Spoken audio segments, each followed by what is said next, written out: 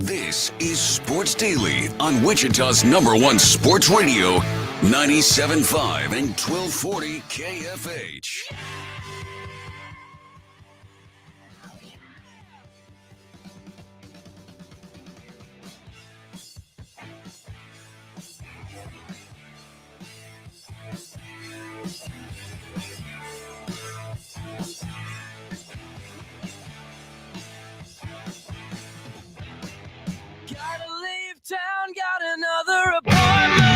And welcome in, everybody, to Sports Daily. Glad to be here with you on this Reaction Monday edition. A lot to react to. Big-time college football weekend. Big-time NFL weekend.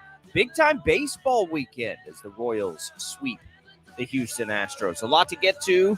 I'm Jacob Albracht alongside Tommy Castor, Jad Chambers producing for you. We've got our IHOP hotline wide open for you, which of course is brought to you by IHOP, where guests can enjoy 4 new sweet and savory biscuit options. We'll give away some movie tickets. Big Paw Patrol premiere happens this week. Later, you can get there on us. We'll do that. We'll do a little HTO. We'll do a little Wichita Thunder home opener hockey tickets. Lots of stuff to give away. Lots of fun to have today. And Tommy, we've now made it, about 43 seconds into the program without talking about the big news. Taylor Swift in the press box up with mom at the football game last night. I honestly don't have anything else to talk about in the next 2 hours other than that. So, I mean, if we could push everything off to tomorrow, that would be incredible. I just want to talk about Taylor. Yeah, we might need to give Shreyas Latta a call, was supposed to join us to talk KU football at the top of the next hour, beat writer for the KC Star. Now, we'll have Shreyas. We'll have it all for you. It was a wild and crazy day in the NFL. Taylor Swift was in this. I mean, you could see this coming a mile away. The second she steps into Arrowhead to watch him play a football game, the world's going to go nuts. And, for those fun haters out there that are going to pretend like they just can't stand any of this, like, just bear with literally the rest of the world while we enjoy this for a few minutes and enjoy all the memes that come from it and all the different jokes that come from it. I mean, it's going to give us, a little happiness for a long time here. So just hang with society here. Yell at some clouds. Go do something else for just a couple of minutes here. But, that's a good show. And, 87 showed up for his girl. And I'm going to tell you, Tommy, that touchdown celebration up in the press box was not a we are just hanging out celebration.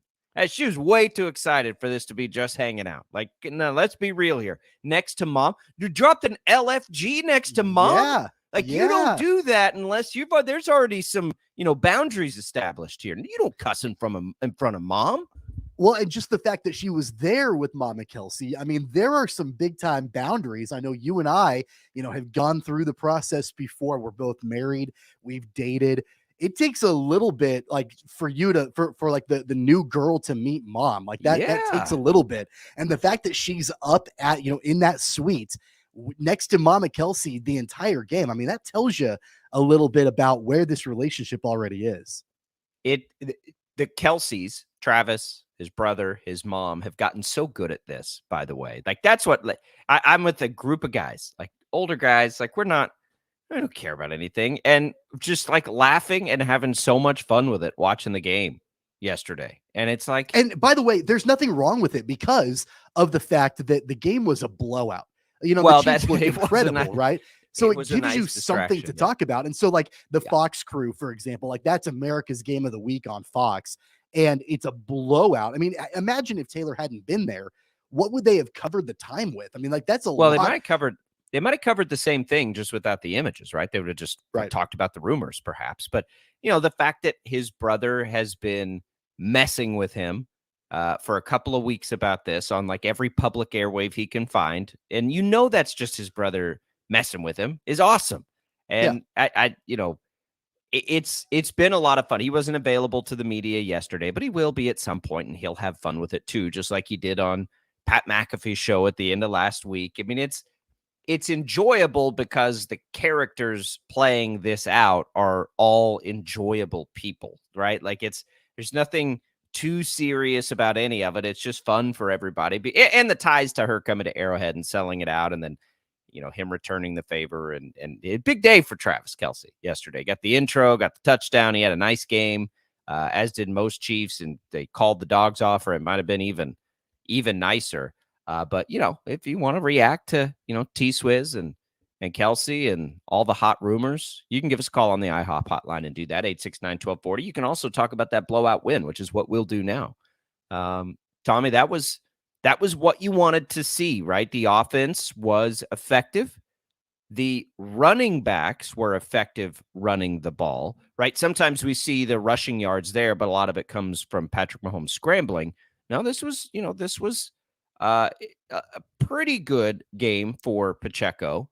And Edwards-Helaire a little less, but they were, they did exactly what they needed to do. And again, through the air, Mahomes just spreads it out everywhere. Kelce led the way in targets. Rashee Rice was right behind him.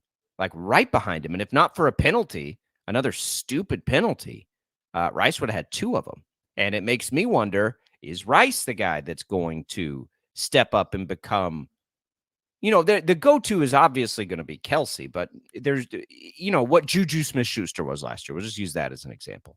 And then more importantly than any of that, Tommy, the defense was fantastic again.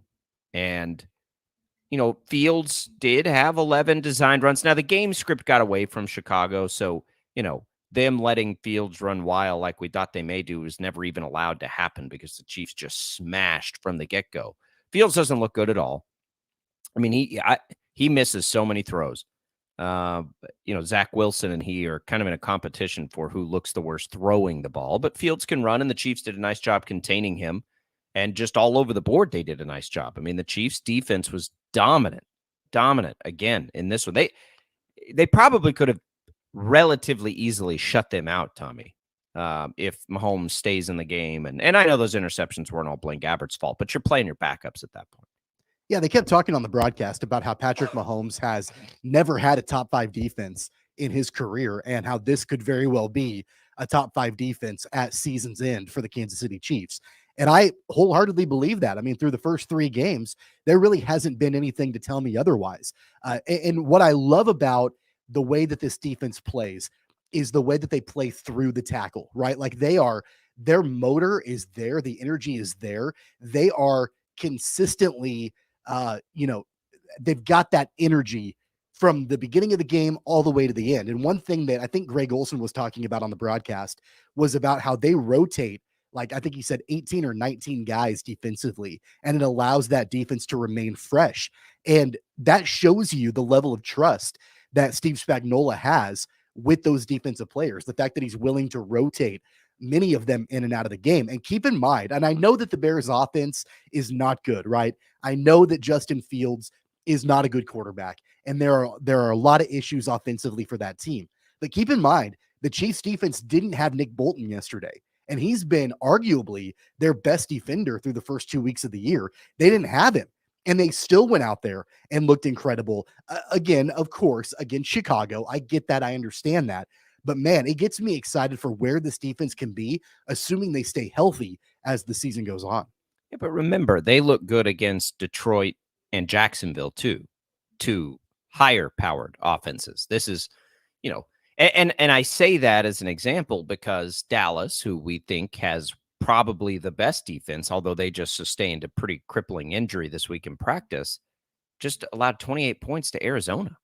Right. So another right. And Arizona, to their credit, has looked far better than anybody thought that they would. So credit to them. But it is important to still do what you need to do against bad offenses. And the Chiefs did that. Look, how many, as we take a bird's eye look at the NFL, like what are the teams in the mix for having that top defense? San Francisco, Dallas, Philadelphia, right? Cleveland, I think, has done that at this point, and Buffalo. The Chiefs are right there with them. So that's 5, right? You're right there. Yeah. And that will play itself out over time, but they are certainly in the mix to be a top. Are they going to be top 3? I don't know, but they don't need to be. They've never needed to be that. Can they be? Sure they can. And the thing is too, that we got to remember is all the resources they've poured into that defense through the draft the last 2 years. you need to show something when you do that. They're right? the youngest defense in the league. I didn't know, I know. that until I saw the graphic on the screen yesterday also. which is the promising youngest because they can defense, keep for guys. sure. Right. Yeah, you can keep guys signed up, but they've invested all the draft capital. That doesn't always translate. Well, it's translating, right? They're hitting on these picks that they're making in the draft. And so, this very clear strategy that's been there for the last couple of years looks great.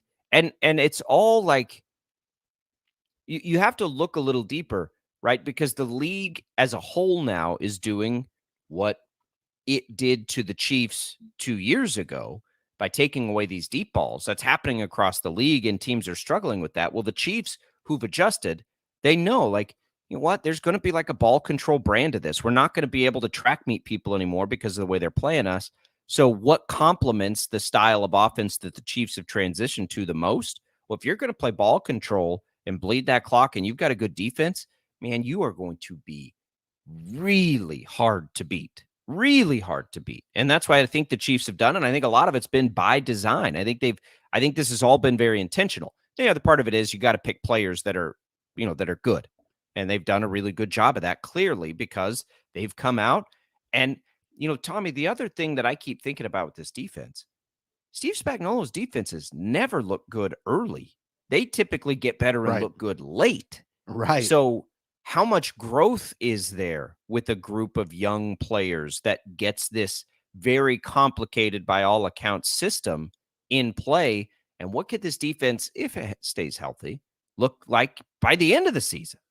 Yeah. And really, I think for me, defensively, the fact that we've been following the situation with Chris Jones, obviously, for a long time, and what that defense looks like in the future, potentially without him and all of that. But here in the moment, he added a sack yesterday. He was all over the place. And just the complementary pieces that are around Chris Jones and the fact that they were able to contain Justin Fields, I would say, more often than not in the course of that game, that bodes well as they're going later and later into the season. To me, I mean, think about the difference between playing Jared Goff and Trevor Lawrence in weeks 1 and 2. By and large, quarterbacks that are going to drop back and pass. They're not really runners for the most part. And the way the secondary stepped up in those two games, allowing 14 points against Detroit and then allowing 17 points against the Jags, and then taking on a quarterback that's a completely different style in Justin Fields and being able to contain him also. I mean, at every level of the defense through the first 3 weeks, I'm not seeing a whole lot of downside with, like a lot of times you can point out, all right, yeah, the run game or the run defense looks good, but the cornerbacks are bad, or they can't stop the run, but they can sure shut down, in coverage, like all these different, like, I don't really see a whole lot of that right now. Of course, it's not perfect, but really at every level of the defense, like I feel very encouraged about where they are right now and where they could be as the season goes on. Their prospect is incredible, and just not just this year either. Like for a while, right now, does Chris Jones fit into that long term? I think the performances we're seeing probably make that less and less likely. Yeah, but for this year, enjoy it, because if they can never get another player like Chris Jones, which is possible, like he may be irreplaceable, enjoy what it can be this year, because it could be very, very special. And that's a good thing, Tommy, because as we look around the league, and look, the problem with, we'll spend a little bit more time on this game with Dan Israel tomorrow, but it's hard to like dig into a 41-10 game that was over before it ever started, right? Like there's legitimately, outside of the Taylor Swift thing, I mean, it's not really, we don't need to dig in. Like, well, I'll tell you one area where I feel like I can dig in a little bit. And that's, we talked about it at the end of the week about how we really needed to see the offense kind of break out right after the first couple of weeks of the year.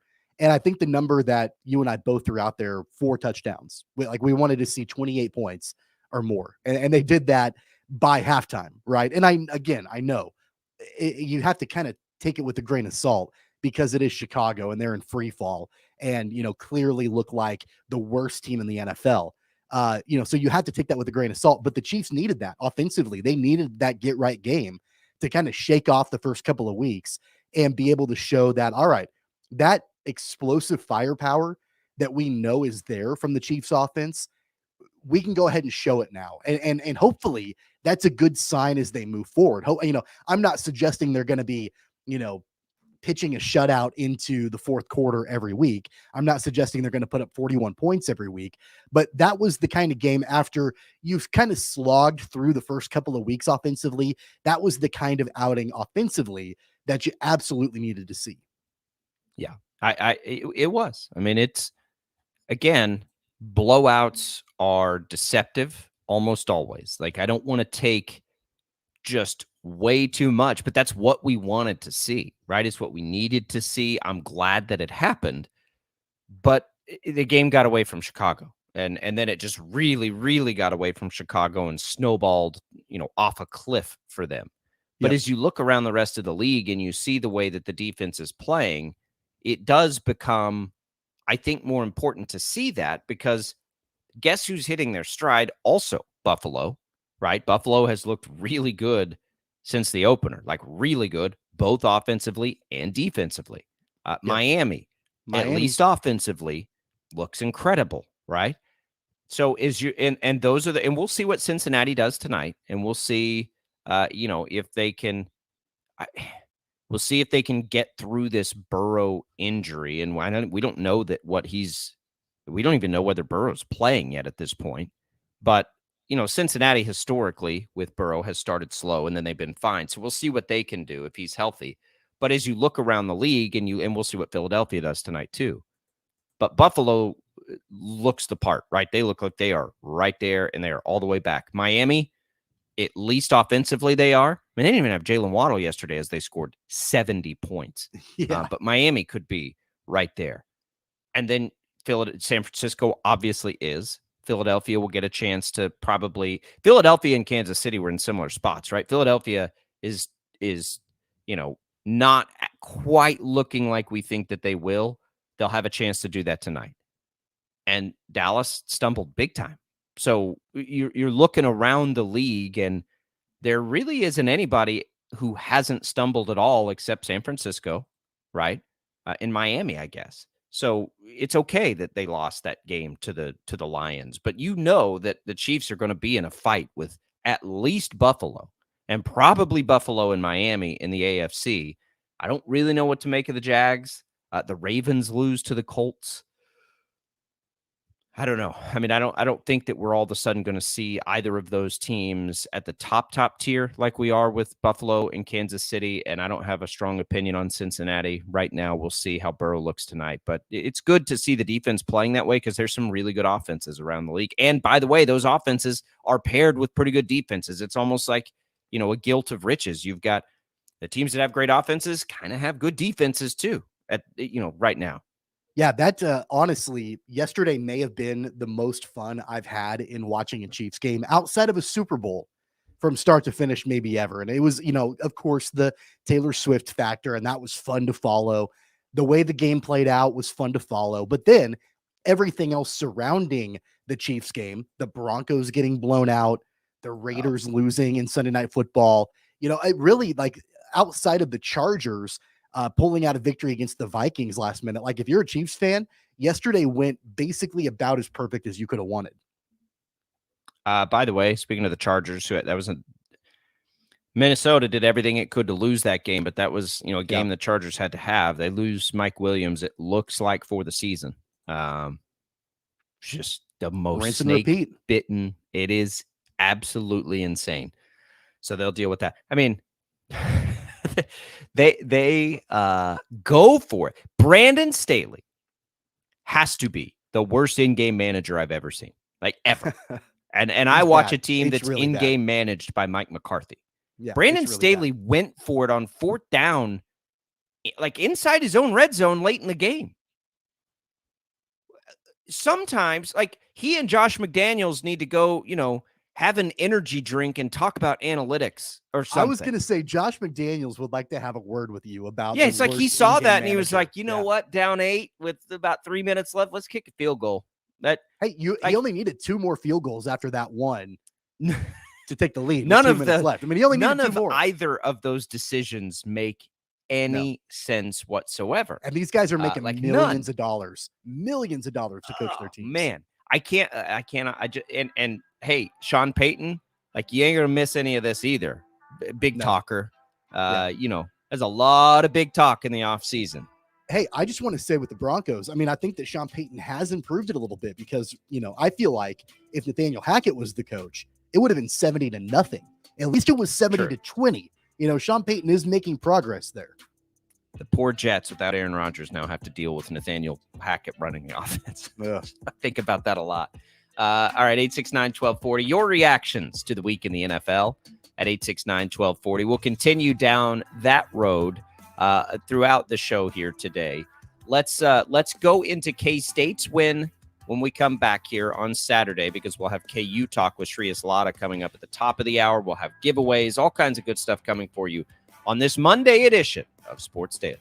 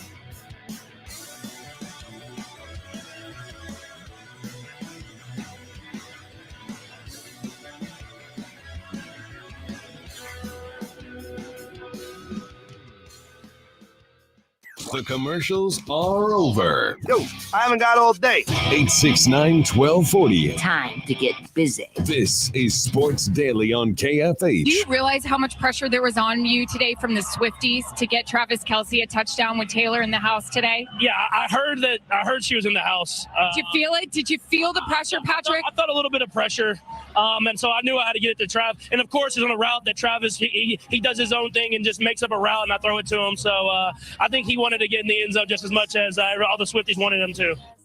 Get your humor like I do. I'm in my room. It's a typical Oh, man. Tuesday night. Here's the beauty of this, Tommy.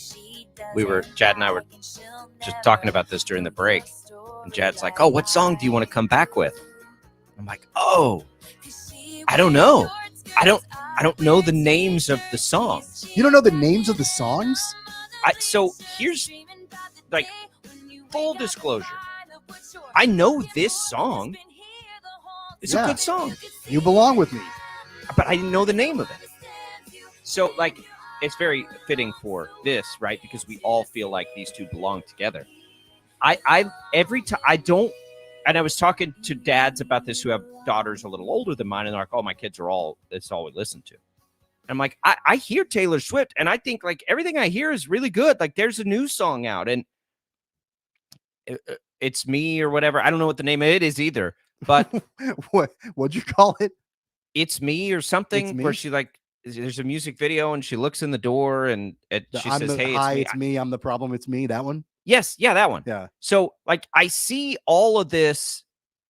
You know what that stuff, song is called? And I see her and I see that she's like the biggest celebrity in the world right now. And like, man, why don't I know more of her music? Because every time I like go find a song, I'm like, oh, that's really good. But I don't know it at all. I guess it's because my daughters are young and like, I don't know. I don't know why. What did you just call that song though? You call it It's Me? Is that what you think the song is called? Well, no, I don't know I don't think it's called anything. I have no idea. I just remember that part of the song when I saw the music video. It's called Anti-Hero, by the way, in case you were wondering. Oh, Anti-Hero is the name. Way off. Like I knew in like Shake It Off, right? I remember that song. Great and like song. that was more Great of song. In Wildest Dreams. I'm looking at a list of her songs right now. I'm not pulling these out of the air. Blank Space, that's a good one. Yeah, yes, absolutely. Love those songs. Story, that's a great song. All of the songs that we're saying right now, it looks like came out in 2014. So that must have been the time where I was like hearing her music. But she wasn't, I don't think, like in 2014, she wasn't the world's biggest star. Like sure she is was. Now. In 2014, she was? Yeah. She's been the world's biggest star for like over a decade. I mean, she wasn't doing like stadium tours and things like that. But I mean, she's been huge for a long time. I know she's been huge, but she's like next level huge right now. Like she's reached like Michael Jackson status or, Elvis status. Like she's as whatever the highest status you can be. Like that's where she is right now. And I've realized like, I don't know any of her stuff anymore. And anytime I hear it, I'm like, man, that's a really good song. So I need to, maybe this will encourage me to like get caught up on Swiftie. I don't know. But I've never had any, like, even when, you're a little younger as a guy and you got to pretend like you don't like that stuff or, there's like a machismo factor. Like, I don't know. I haven't been that way, since maybe like the 7th grade. So it was never like intentional with Taylor Swift. I've always thought her music's really cool. I just don't hear a lot of it. And, good for Travis Kelce, man. Like it's hard. It's like, just like Tom Brady when, he was married to Giselle. Like it's hard to find a bigger celebrity. And, Travis Kelce did. And, we'll see how it works. Seem like yesterday, didn't it kind of seem like the homecoming game, like for your high school, right? Like it's the homecoming game and like they win big. And then the jock like drives off with the cheerleader in the convertible. Like, I don't know if you saw those pictures, like they're in his convertible, like driving out of the stadium. You didn't say, yeah, of course. Like this, like, no, I didn't see convertible. They're in it together. They go out to like a diner in Kansas City afterwards. They're having dinner together. Like it to me, it seemed like just like this storybook of the way that like high school small town football games go. Oh my God. I'm just seeing these pictures. I didn't get any of this. That's a nice car. That's a really cool It car, is. by the way. Like how many security guards do they have driving around with them? That's crazy. You can't just I drive think down the somebody street. pointed out that that convertible doesn't have a license plate on it. I did. It's the first thing I noticed. And I'm like, people are like, how does he not get pulled over? Okay, like what police officer is going to pull over Travis Kelce and Taylor Swift like on the streets of Kansas City? Like that's probably not going to happen. There probably like 9 police officers right behind them. Right. I would imagine that's the scenario anytime Taylor Swift does anything. It's going to be weird for Travis Kelce to go somewhere and nobody pay attention to him at all. Yeah. Like And he's this as is a guy that charismatic as hosted it Saturday gets. Night Live a few months ago. You know, like Yeah. he's been all over the place. And now he's with somebody who's bigger than he is. The other story too was that, I don't know if you saw this, that they went to some restaurant in Kansas City and allegedly Taylor bought everybody's meal in the restaurant basically just to clear the place out so they could have it to themselves. So like the waitresses are going around to people saying like, hey, your meal is paid for, but you gotta like leave right now. And so they cleared out the restaurant, I guess, for Travis and Taylor after the game. Well, look, and that may rub people the wrong way, but there's no other way that she can probably do anything. And that's what I mean. This will be weird, for Travis Kelce too, because he doesn't have to do that in Kansas City. He's his biggest celebrity as there is in Kansas City. He doesn't have to, he can go eat at a restaurant, right? Like he's not, I don't know that Taylor Swift can do that like anywhere that she ever goes, because that, again, like she's hit this weird, like, no offense to Swifties, and I don't imagine there's a huge crossover and probably not a lot of them listening to our radio show right now, just a shot in the dark. You don't think so? Crazy. They're kind of crazy. I work with some of them and we talk about this and like, they're a little, like, it's pretty intense, right? It's kind like, of cultish. Like it's a little bit cultish. You know? And so, like, that's fine. Like I've been a diehard fan of other things in my life. So I get like that intense, like fandom kind of thing. But man, they are like, it's crazy. Like they are endlessly devoted to Taylor Swift and her music. Right. So she can't go do anything anywhere ever. So don't let that rub you the wrong. But that's going to be weird for Kelce. And I listen, I am not usually a devil's advocate person. I am usually a only like fully optimist, look at the greatness and bright side and all of this.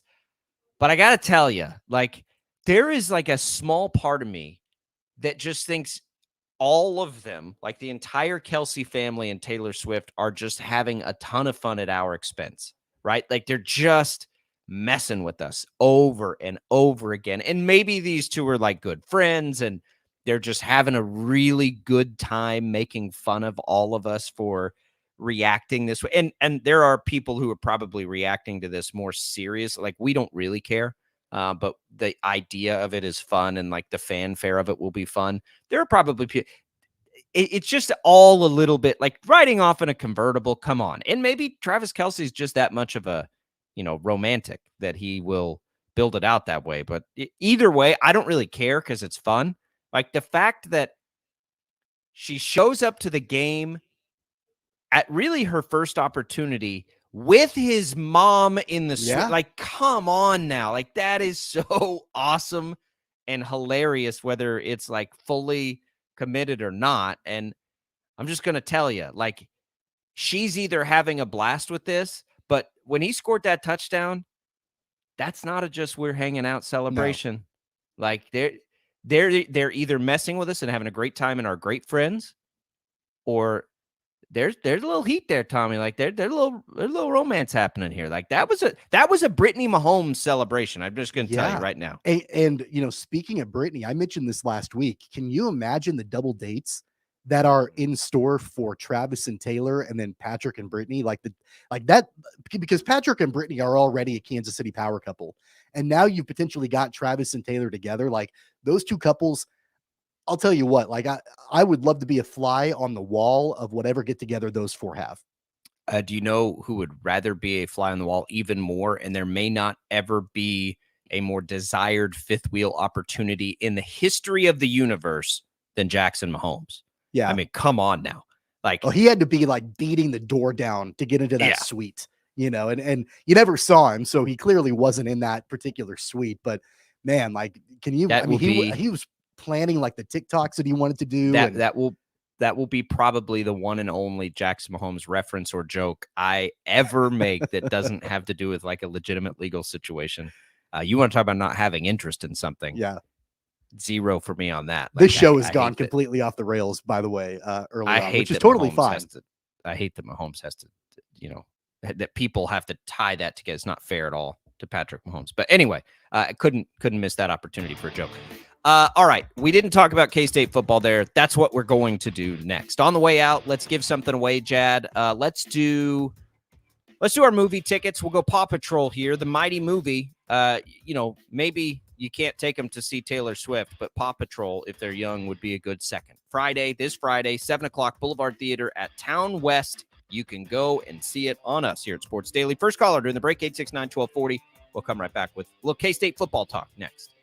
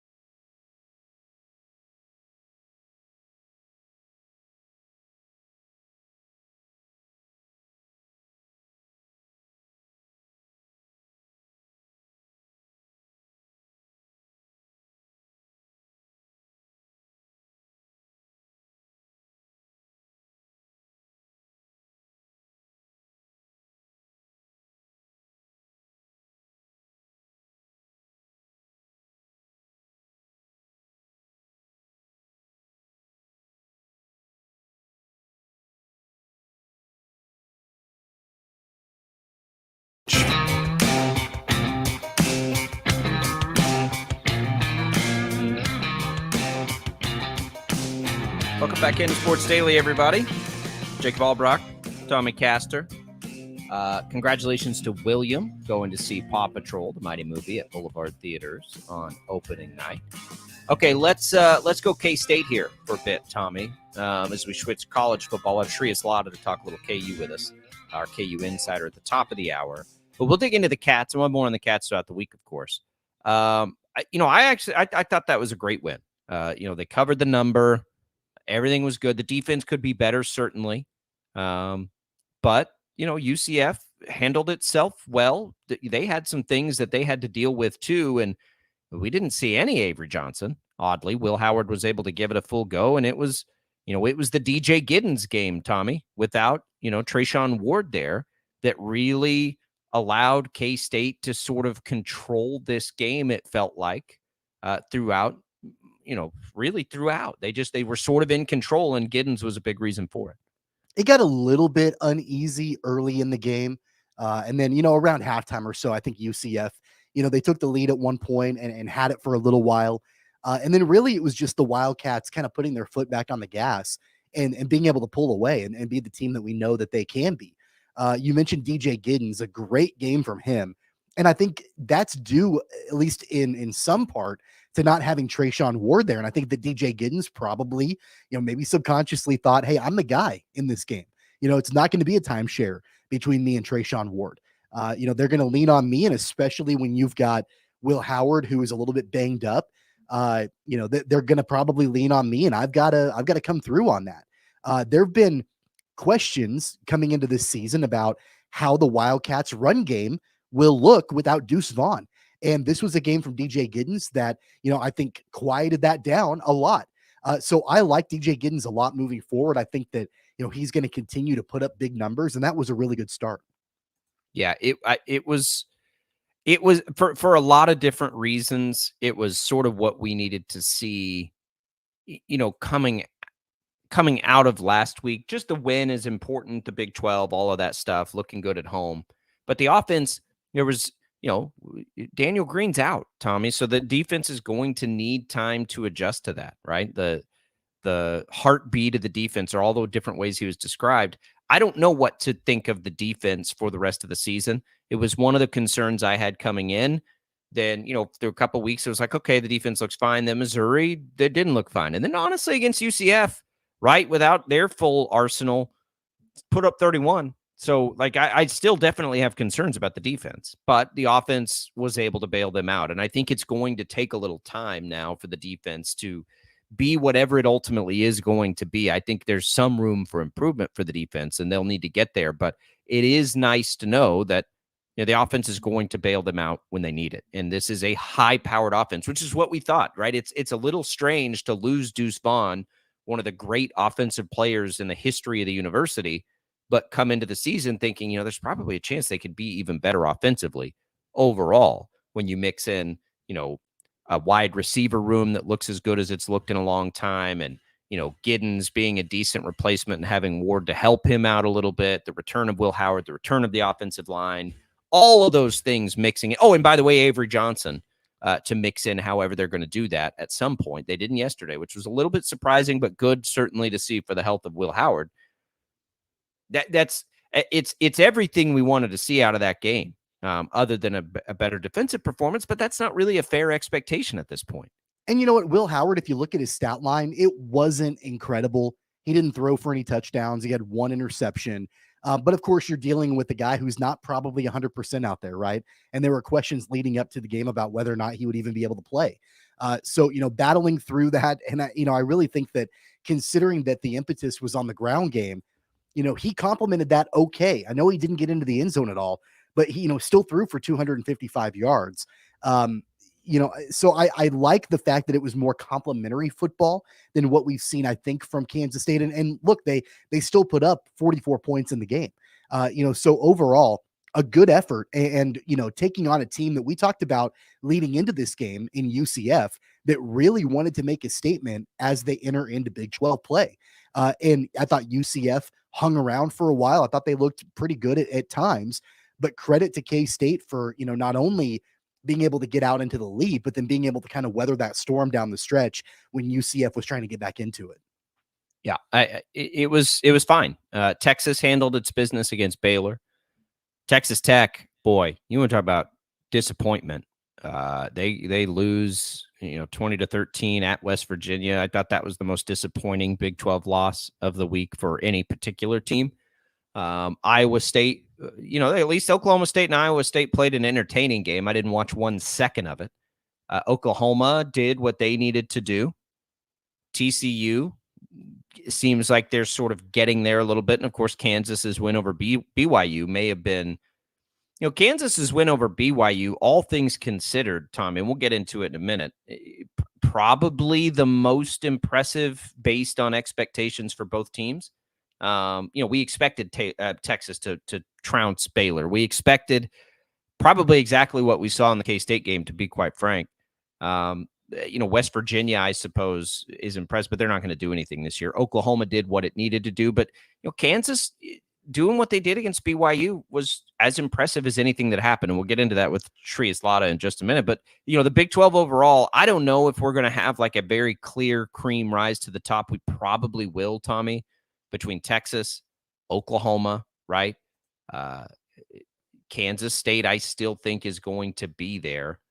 And I mean, I'm looking around the rest of the league, and doesn't it feel like Kansas is, that's your top 4 right now? Oklahoma, Texas, Kansas State. Am I missing somebody? Yeah. Like that's the top 4 to me.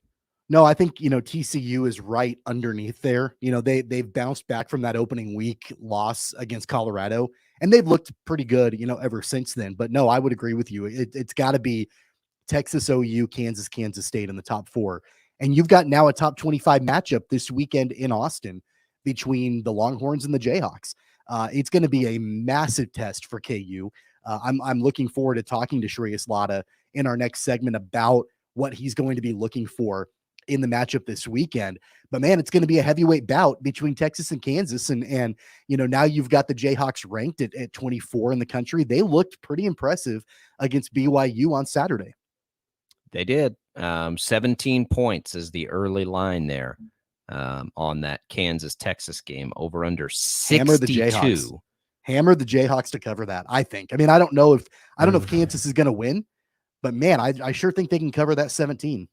I'm not going to lay 17. I'm not taking Texas, but I don't know if I'm going to. Texas just continues to impress, right? The win at Alabama. Rice has been okay this year. They dominated Rice. They dominated Wyoming, who beat Texas Tech, and they dominated in Waco for Baylor's biggest game of the year. Texas feels like the real deal. There's not a game I'm more excited about. I just don't know how to. I don't know how to appropriately set expectations for it, but maybe we'll get a little of that with Trias Lotta coming up here as he takes us through both the win over BYU, which was impressive, best of the year to me for KU, and now going into probably the toughest test they'll have all year. I don't want to say biggest game because they'll still play K-State, but probably the toughest test in Austin, as Texas is just absolutely grooving right now. We'll get into all of that. K-State, though, the big win there over UCF. More on them later in the week. We'll have Tim Fitzgerald in this week, Wyatt Thompson to talk about that and look ahead with the Cats. All kinds of good stuff. All right, we'll come back. Still in hour number 2 to come. We will give away some HTO and some Wichita Thunder hockey tickets. Hey, how's your fantasy team? You don't want to finish last in that fantasy football league. The Upper Hand Fantasy Podcast brings you the latest news and player insights to help you win and avoid any embarrassing league punishments, perhaps. In-depth analysis, start-sit questions, everything you need for your fantasy team. Download Upper Hand Fantasy on the free Odyssey app or wherever you get your podcast. Tommy and I will be back. Hour number 2 of Sports Daily coming up.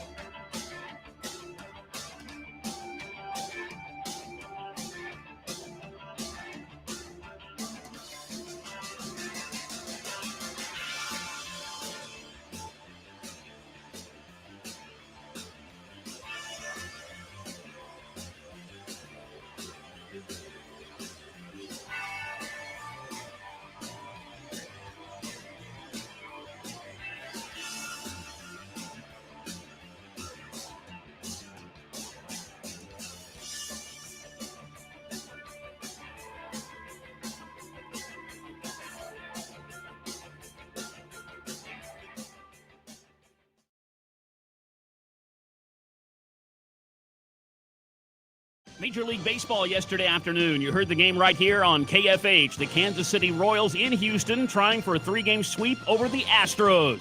The 1-0 pitch. Fastball drilled down the left field line. High over the Crawford boxes. Off the wall and gone. Salvador Perez in his first game off the injured list hits a tank to left. The Royals extend their lead. It's 5-2 in the top of the third.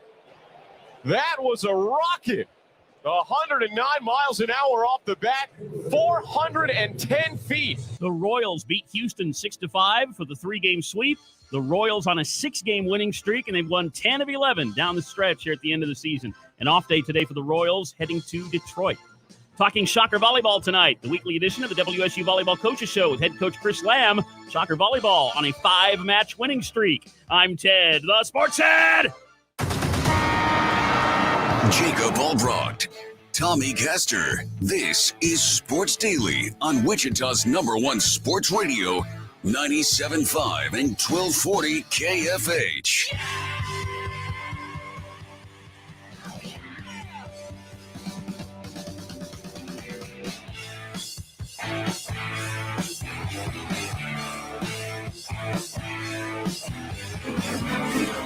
It's that time, Sports Daily, getting all the inside information on the Kansas Jayhawks. Let's go now to the KU football and basketball beat writer from the Kansas City Star, Shreyas Latta. All right, welcome back, everybody. Sports Daily, hour number 2, our weekly visit with Shreyas Latta, our KU insider, working for the KC Star, beat reporter for the Star on all things KU. You can check out his work at the KC Star. You can follow him on Twitter at SHRE98. Shreya, how are you, man? Good. How are you guys? We're good. We're good. Looking at, across the league, I think KU's win over BYU is as impressive as any we saw in the Big 12. I guess we start with the defensive performance, allowing 9 rushing yards. That just like jumps off the screen at you. But an 11-point win against a team I thought that, was looking pretty good coming in. That's exactly what the Jayhawks needed to, I think, establish themselves in that top tier of the Big 12. What you think? I mean, honestly, I came away pretty impressed. It felt like there was a little bit of a bend, don't break defense where they let Slovis sling it out there, and he still made 2 mistakes with the 2 picks. And, obviously the fumble, scoop and return for touchdown by Kobe Bryant. And, he had 357 yards, and they converted the 3rd and 4th down about half of the time. So KU's defense can still clean it up a little bit. But the run defense was stout. It feels like this KU defense is out here doing things that they haven't done in years. It seems like every other week they're breaking some sort of record. 2 weeks ago at Illinois, it was the sacks record. First time since 2009 they have 6 sacks or something like that. This game they hold them to 9 rushing yards and 22 attempts, which was a record for the first time in quite some time as well. So, it tells you how far this defense has come. There's still ways to go, but it seems like this KU defense has taken a significant step up from last year. And special teams is, ranked number 1 in the country, according to ESPN's SP Advanced Analytics. And the offense is probably arguably as good as it was last year. And we still haven't seen a fully unleashed Jalen Daniels. So I'm really excited, I think, for the rest of the season. And if you're a KU fan, you have to be feeling good. Shreyas, I know that the tone was set early defensively for the Jayhawks with the Kobe Bryant hit and then the scoop and score. I noticed when I was kind of looking at the game once it was done that throughout the season, Kobe Bryant has really not been targeted a ton, but when he has been, he's made the most of it. How impressed have you been so far with what he's been able to do this season? I think he's been great. I was a little tough on him in the sense that, watching the tape last year, I was like, he gambled a lot. It worked out, but he was a big gambler. This year, I think he's been incredible in the sense that it seems like quarterbacks fear him. They don't really throw to his side. They don't really throw it much to him. And the times they have, he was targeted 3 times by the BYU QB. He got 1 reception off of it against him and 1 interception and 1 batted down ball. So it just seems like, Kobe has taken a big step up. So massive props to him and how well he's, kind of adjusted and showcased that he isn't, just gambling all the time. And I compared him to, initially, before the season started, to NFL cornerback Trayvon Diggs. So I think, obviously I have high praise on him, and I thought he was a very good player before, but I think at times there was a point where he would gamble a little too much and this and that, but it seems like he's cleaned that up, and he's been locked down. And, KU's secondary as a whole has been pretty good, I think, in the sense of, making the right opportunities, getting some key turnovers. And I think they rank still top 5 or number 1 in havoc, which is basically forcing fumbles, interceptions, crazy, all that. So props to him, props to the defense, but I've been impressed. All right, Trace, I got just an observation. You could call me crazy. I don't think Jalen Daniels looks healthy, like totally healthy. I think he looks tentative as a runner, and maybe just a tick limited, as a thrower. Now he's playing through it and doing what he needs to do, but it just doesn't seem to me like he's all the way there. Do you think that he is? And if not, is there still room for him to get healthier right now with his back? So I think, right now, I don't know if it's a health thing or if it's them just not unleashing him, but I kind of agree in the sense that I feel like there is another level Jalen could have. I mean, he was arguably, I think, better to start off last year than he was this year. And he's still kind of getting reacclimated. I mean, his stats haven't been gaudy, but he, in 3 games, he has 705 passing yards, 5 touchdowns. And he missed game 1. And I was looking at Tony Aver's stats, and it wasn't that much better. It was 1,000 yards, 9 touchdowns, 1 interception, or 0 interceptions. So I think it's been one of those things where Jalen has kind of just let the running game kind of be the focal point at times and not pressed it as much. But I mean, like, even a bad Jalen Daniels game, is arguably, I'd say he was pretty for most of the Nevada game until the second half. And he still threw for nearly 300 yards. He just had no touchdowns in that game. And this game, he only threw for 130 yards. And I think he did a good job of extending plays with his legs in the second half. But I think I agree in the sense, I don't know if it's a health thing or what, but I do think they haven't really unleashed him. And I don't know if that's just a design or that's them being a little cautious with the back, or they didn't really need to do that. But I think there is a level that we haven't seen from Jalen, which is super special, I think, to tell you that he hasn't been unleashed and he's putting up the numbers that he's put up, tells you how good of a quarterback and how talented he is, I think, overall. And I think that's pretty impressive that Kansas has a quarterback of his caliber wearing a Jayhawk uniform.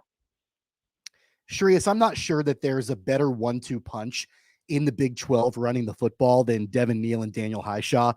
Neal had 91 yards, averaged over 5 yards a carry, and then Highshaw is a great change of pace back, averaging about 7.5 yards a carry in the game against BYU. What are you noticing from both of those guys, and what Lance Leipold and Andy Kotelnicki want to do in utilizing both of those guys, especially here in conference play? So I've noticed that they will run Devin Neal often and early, and then as the defenses get tired, they put in Highshaw, and he's kind of a battering ram almost, right? And those defenses get tighter and tighter as the game goes along, and that's when his 6, 7, 8 yard runs come in and play a factor. And you're like thinking Highshaw hasn't done anything the first half, and then you look at the stat sheet, he has over 60, 70 yards on the ground, and he's averaging 7 yards a carry or 5 or 6 yards a carry. And I 100% agree that this is probably the best 1-2 punch in the Big 12. And, you throw in Jalen Daniels' scrambling ability, and it makes for a really impressive rushing attack. I think last I checked, they were ranked 16th in the nation in rushing yards per game. And just it's fascinating how good they've been on the ground this year. Those are 2 guys. At least I think Neal will have a big NFL future, and Highshaw maybe could too, that could play on Sunday. Shreas Latta joining us, KC Star reporter for KU Hoops and Football. So let's look ahead. The big one, the biggest one, outside of the Sunflower Showdown, likely that they'll see because it comes on the road in Austin. Texas says, they've looked like the favorite, quite frankly. Kansas has an opportunity here. Realistically, an opportunity like we haven't seen in a lot of years, right? Where they're legitimately feeling like they have a chance. But, you got to go beat the top dogs right now down in Austin. Vegas doesn't love it. 17-point dogs. What do you think of this one, and how realistic are the chances, KU could do something special this weekend? I don't think it's unrealistic, but it's one of those games where you need Kansas to play 4 quarters of quality football. I haven't seen that from Kansas this year. As good as they've been, the fact of the matter is I have not seen 4 straight quarters of good play.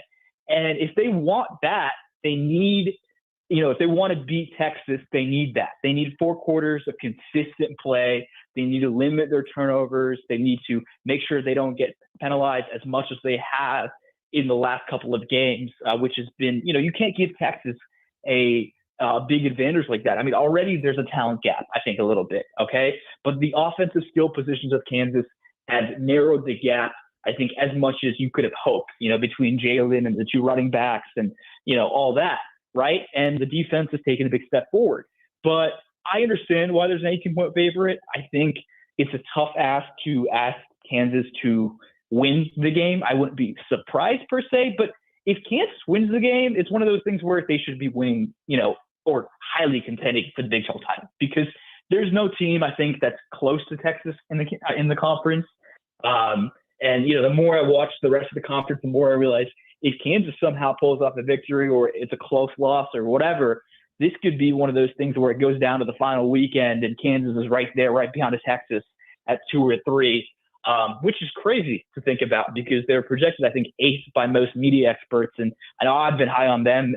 So it's been interesting to see them, I think, pay attention to my script almost a little bit, in the sense that they've played well to where I thought they would play. But this Texas game is huge. I know the Kansas team knows it. They've talked about it. They've told me that we know that, we were 5-0 last year and we let it taper off. So this is one of those things where if they could come out with a victory somehow, or if they can come out with a close loss, you have to feel good if you're a Jayhawks fan, if you're a KU player. And they have that, innate confidence in themselves, which I think is half the battle. If you have this confidence, it just got to show up in the field, and so far it has. But it's just going to be one of those things where they have to play flawless, limit Quinn Ewers from getting the ball, kill the clock with the running backs, limit turnovers, limit penalties. It's a lot has to go right, I think, before Kansas wins. But, I don't think it's out of the possibility. Following up on that a little bit, Sharius, really, to me, it seems like the battle is going to come down to the way that the Jayhawks run the ball versus the way that Texas defends the run.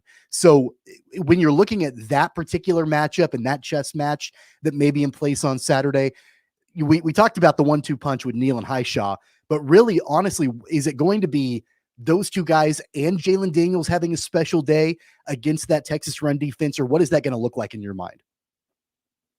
So I said it on Twitter, Texas is excellent defending the run. They only let opposing teams put up 87 yards per game with 2.7 yards per carry.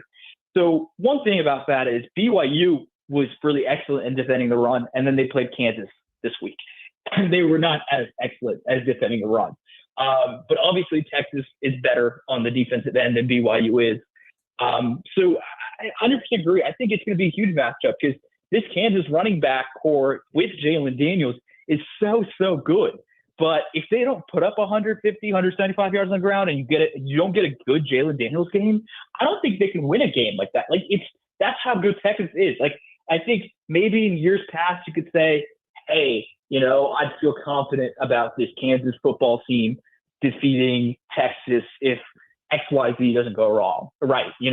This is a game where they need Jalen to play well. They need the running backs to play well, and they need to limit Quinn Ewers and the Texas offense from getting the ball. Those 3 things need to happen for, them to come out with a victory, or at least give them a chance to win, which is a lot to ask. But I think, if you get a steady running game where if they can get at least 150 yards on the ground, I think that's tremendous for Kansas's chances to win the game. And it will help Jalen, I think, really in the passing games that have the running game have his back like they've had the last couple of games. All right, Shreyas, I know that you'll have a ton of stuff leading up into this game. What's coming up this week at the Star, and what can people look forward to as we get ready for the big trip to Austin? Yeah, so today I have my 5 things about Texas, 5 things to know before the Texas game come out. I'll have probably a story off the presser today with Leipold. Wednesday morning, I'll have something on a film breakdown that I've been doing with former KU quarterback Carter Stanley. And then like my prediction piece and a coordinator story on Wednesday as well.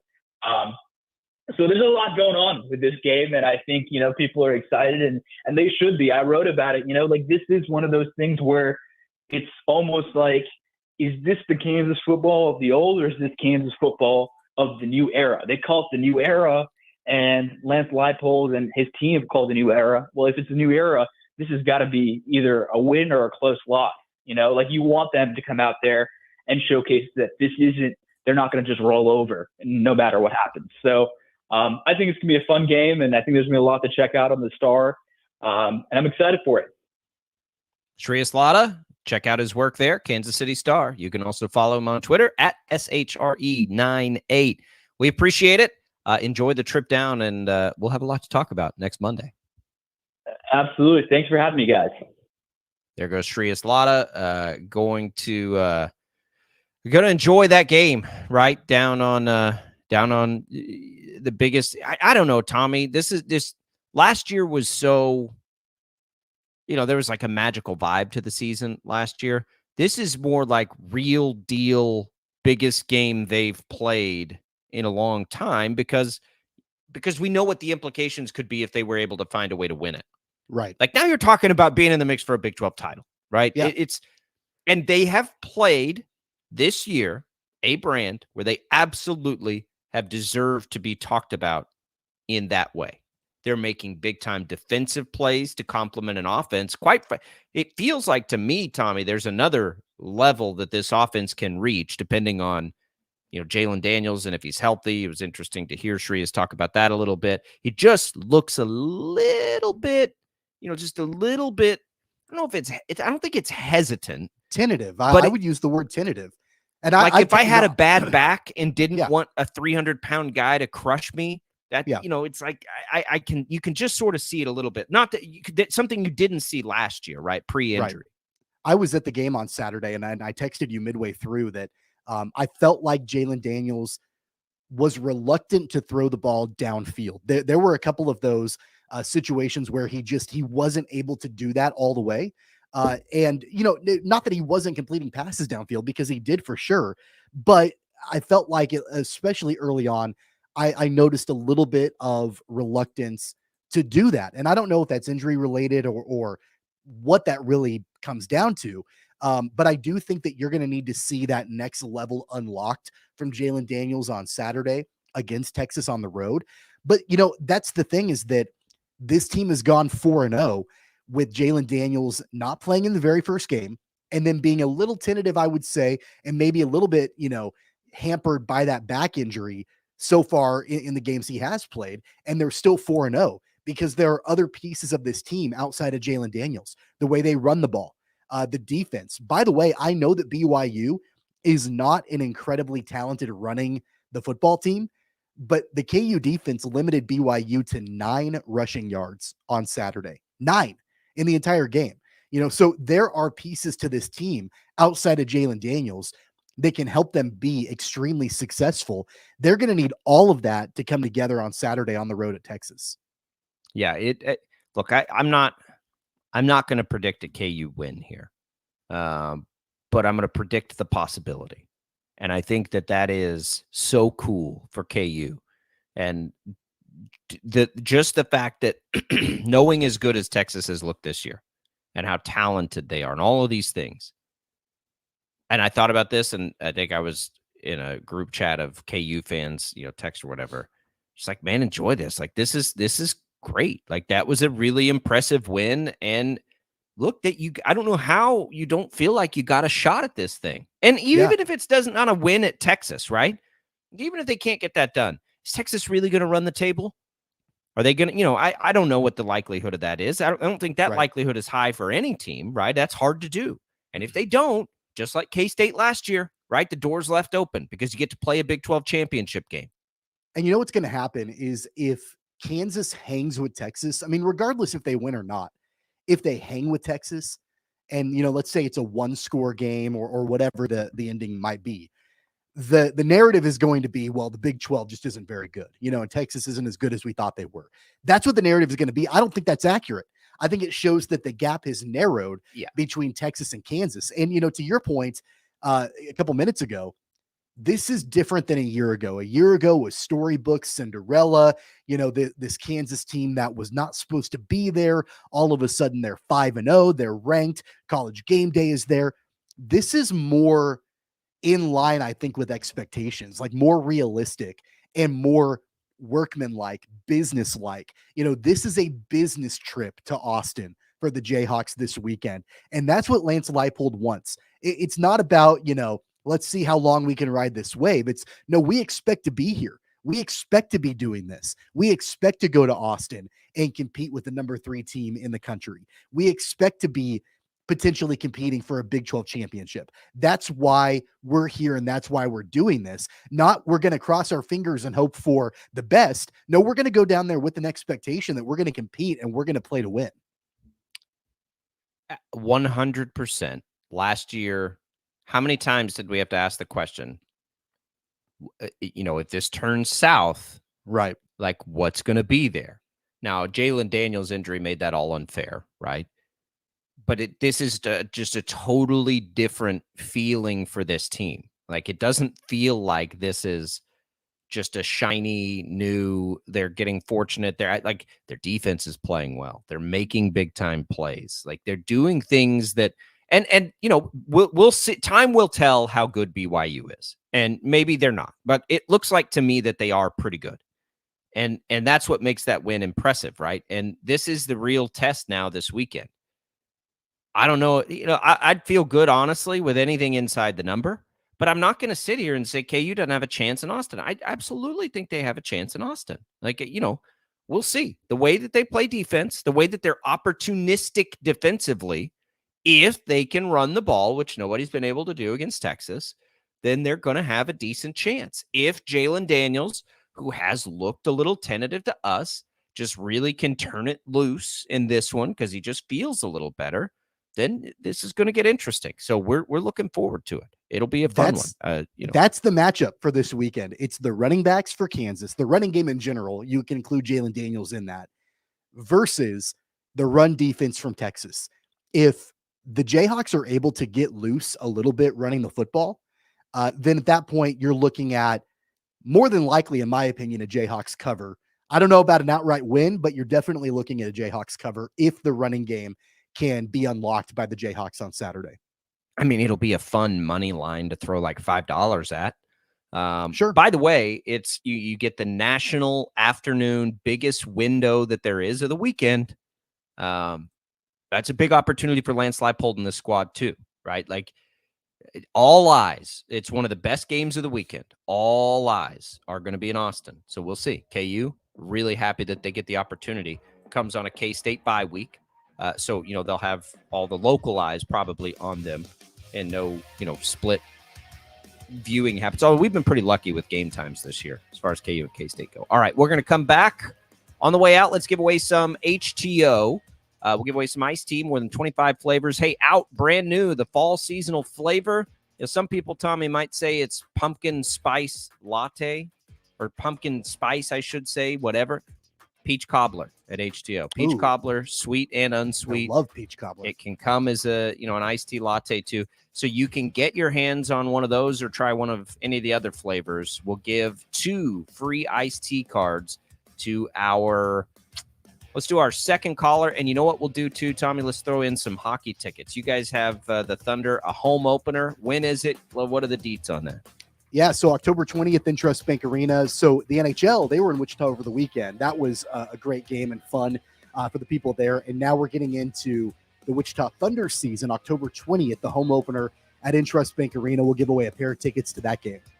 So a prize pack of some HTO available in Wichita East, West, and now in Derby, and some Wichita Thunder hockey tickets. Can't beat that. happy to do it for our second caller during the break, 869-1240. Jad will get us a winner. We'll come back, go back to the NFL, look elsewhere in the league at what we saw on Sunday, next on Sports Daily.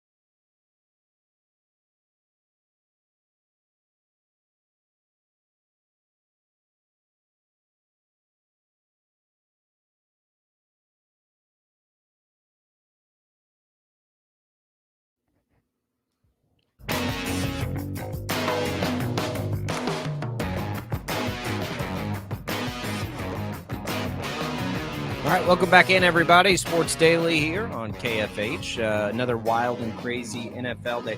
I did terrible with our picks, Tommy. I had another pretty good betting weekend. It's so funny how those are not correlating. Basically, if I do well in our picks on Fridays, I don't have a good betting weekend. If I don't, I do. And that's when it's because we pick the hardest games to pick. They're not the games necessarily that I'm betting. It's just the most difficult ones and like the toughest lines to try and get a hold of. But it was another really interesting NFL weekend, I thought. How about the Texans? How about CJ Stroud, man? CJ Stroud looks as good as a rookie's looked. Outside of like Justin Herbert in his rookie year, maybe, but I mean, he's not far off that. CJ Stroud has looked really, really good to a pretty, a pass target group we didn't know a ton about. Good for him, man. That's really interesting. As Bryce Young's hurt and Richardson's hurt, Stroud is, and he's slinging it. They beat Jacksonville in Jacksonville. And I don't know who that says more about. Quite frankly, I really don't. But that was pretty standout. I thought the Chargers were interesting. That game was, if they'd hit the over, Tommy, it would have been a real great money-making weekend for me. And that was one of the craziest non-over hits ever. Minnesota had 3 different goal-to-goes and that they didn't get any points on. It's just wild. We talked about Brandon Staley. God, last night. You kidding me? Josh McDaniels, the Raiders.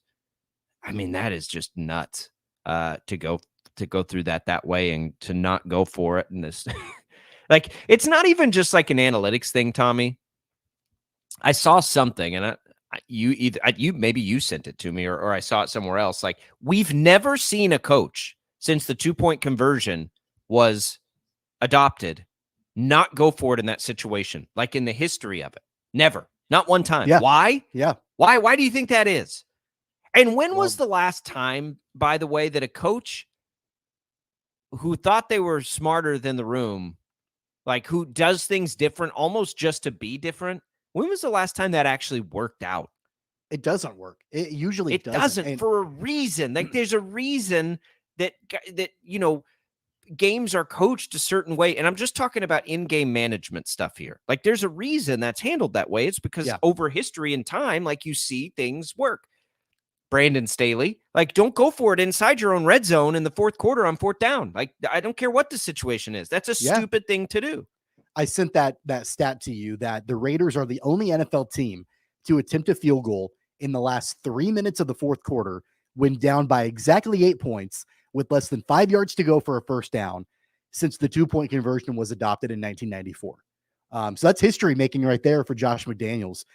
Man, that's bad. Just some really, really, really head scratcher decisions that were made.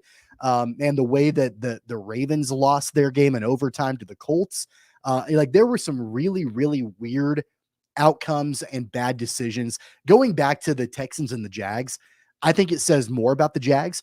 And I don't want to take anything away from the Texans because I think CJ Stroud has looked really good. He's got some weapons in Nico Collins and Damian Pierce and others on that team for sure. But man, it tells me more about the Jags. They may not be for real.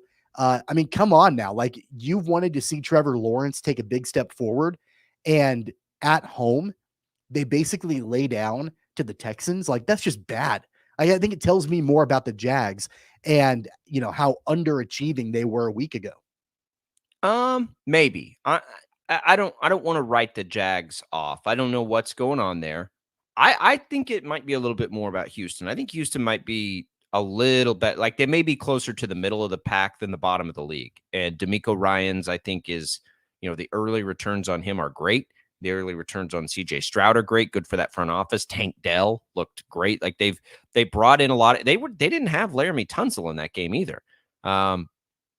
So, take that for what it's worth. I thought Cleveland was really, really impressive.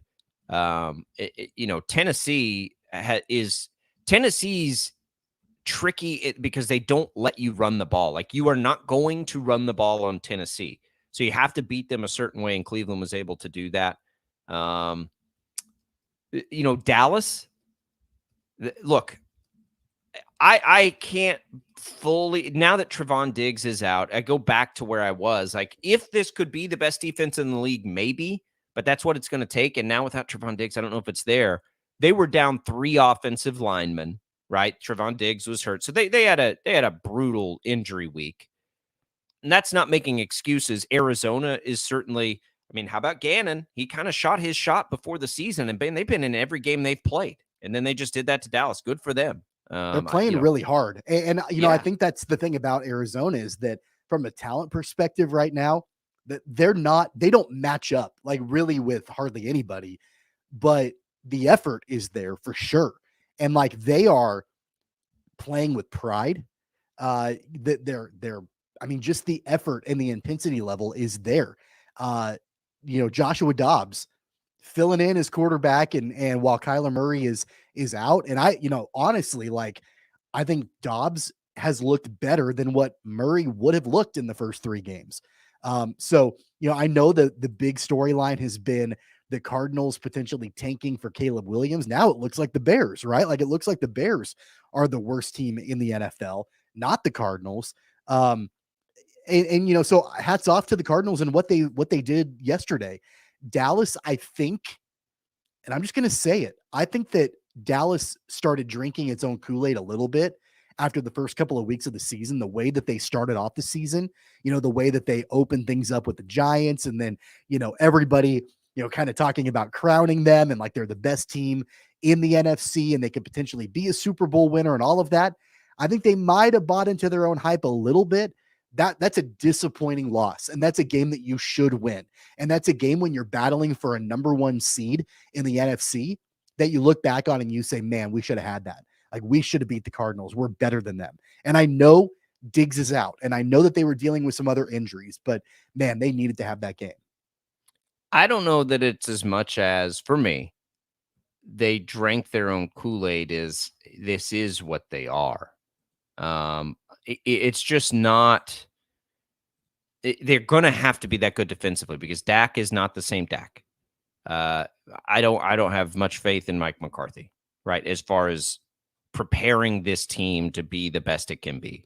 But all we've talked about through the first 2 weeks is how great McCarthy has been with the play calling now that Kellen Moore is gone. Well, that's what I've talked because I mean, I've talked about how great their defense is.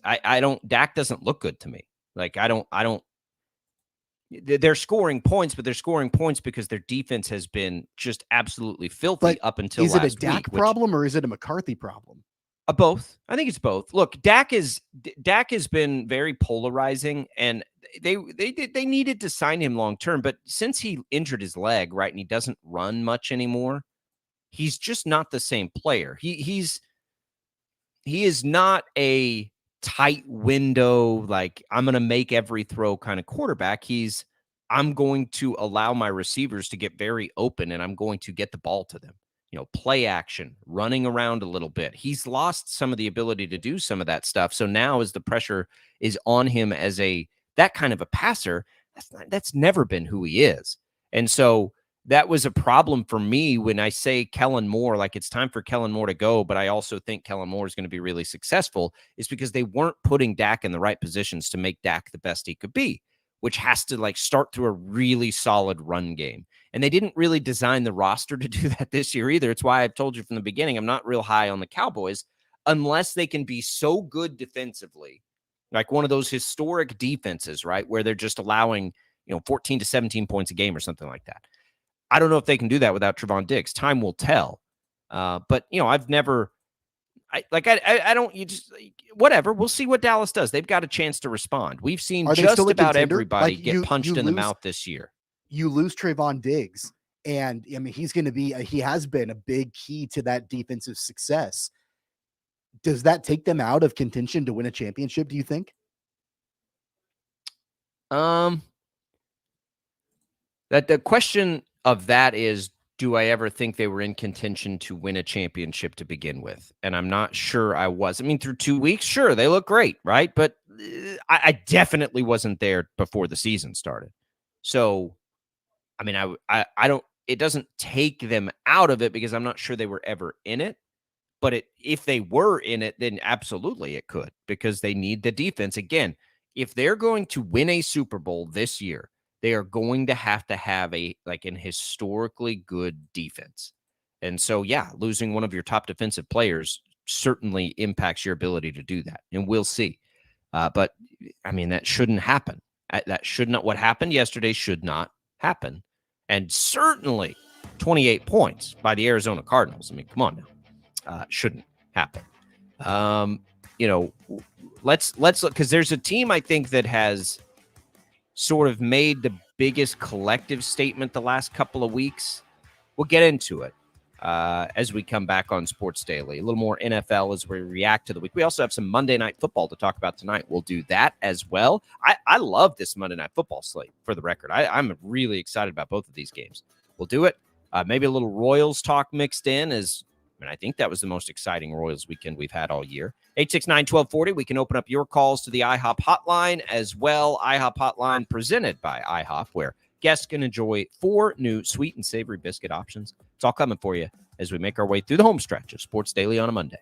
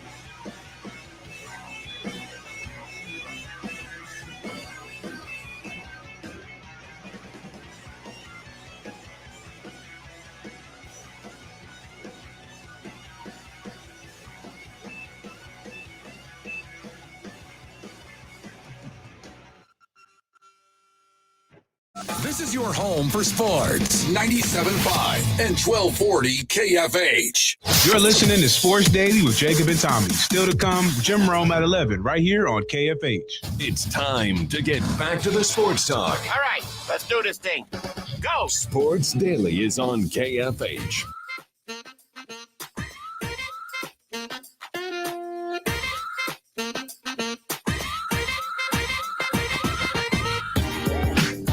All right, welcome back, everybody.